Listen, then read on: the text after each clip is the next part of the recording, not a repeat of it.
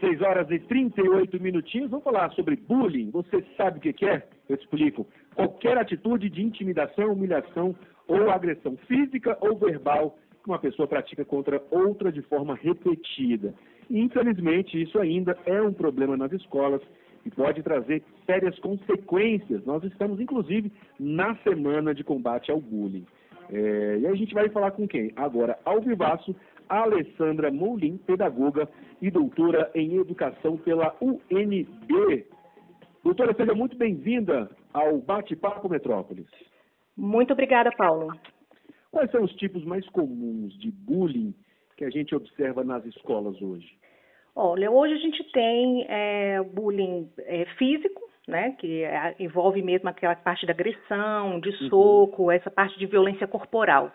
E que ela pode ser visível ou pode também não ser tão visível, né? Então, às vezes, a criança, o adolescente, ele sofre com aquele bullying, com aquela agressão, e às vezes em partes do corpo em que não são vistas, né? São cobertas pela própria roupa. Então, existe essa possibilidade também, por isso que a gente precisa ficar atento, né? Não necessariamente esse bullying físico vai estar visível.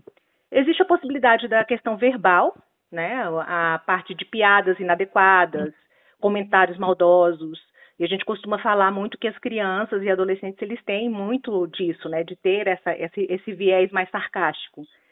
Mas isso causa um dano, pode vir a causar um dano emocional muito grande, né? E a parte da questão social. Então, como é que pode ser feito isso?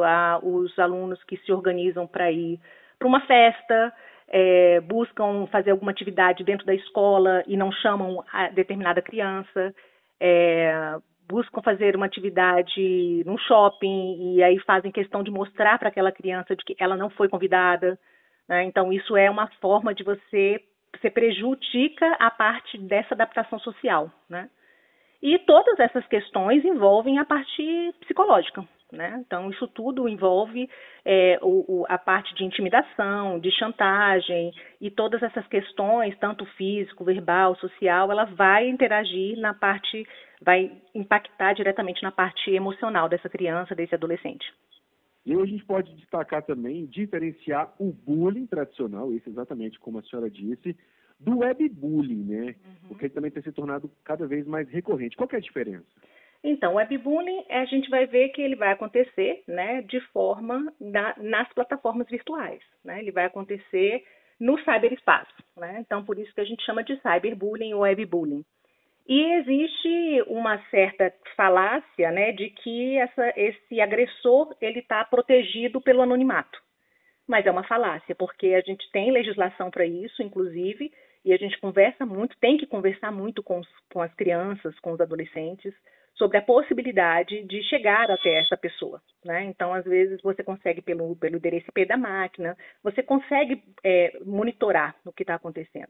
Então, as legislações são criadas com base exatamente nessa evolução da sociedade, né? Então, a gente tem uma lei específica para isso, e essa legislação ela vai impactar, inclusive, na questão penal. Então, os pais podem ser acionados, né, diante dessas questões.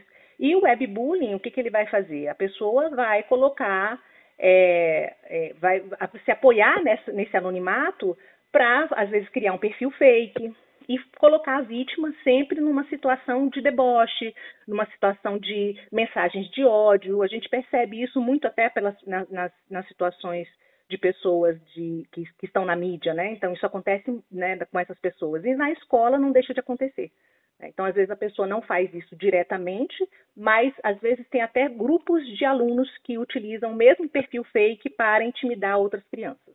A senhora falou de legislação, né? Tem a lei anti-bullying, Lei Federal 14.811, de 2024, mas na prática ela resolve muita coisa, porque a pessoa comete o crime de bullying, às vezes fica no âmbito escolar, não vai para o âmbito criminal, as pessoas não dão queixa, não registram boletim de ocorrência.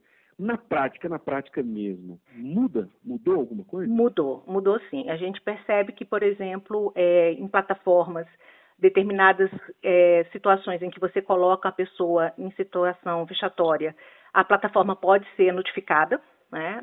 Existe uma própria delegacia, né, de cybercrime, e dentro dessa delegacia você pode acionar, e as plataformas podem ser acionadas. A mesma questão em relação a grupos de WhatsApp. A gente orienta muito os pais a olharem esses grupos de WhatsApp que as crianças estão inseridas, porque já tem casos, inclusive, de pais que foram acionados na justiça por conta de crianças que criaram grupos para realmente atacar, né, vítimas nesse aspecto de que eles se acham protegidos por estarem nesse ambiente virtual. Protegidos, que eu digo, do anonimato, né? Porque é terrível a situação de você colocar a pessoa numa situação de vítima, né? Mas é exatamente isso.